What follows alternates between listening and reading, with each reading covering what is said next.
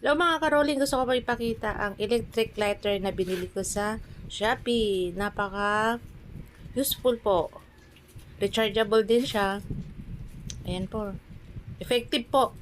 Yan yung gamit namin sa aming oven. Yan makikita po kung palobat na siya. Ayun yung power niya. Yung USB, then nabebend po din yung lighter, electric lighter. Yan, try natin sa oven. 1, 2, 3. Ayan. O, diba? Okay siya. Bili na po kayo. Maganda yan sa... Makakatipid kayo. Mas mali ang matitipid nyo kaysa yung dati kasi binibili namin yung long nose na lighter. Problema namin, madaling maubos. At saka, minsan nasisira. Kaya nag-search ako. Ito yung nakita ko. Ang ganda po.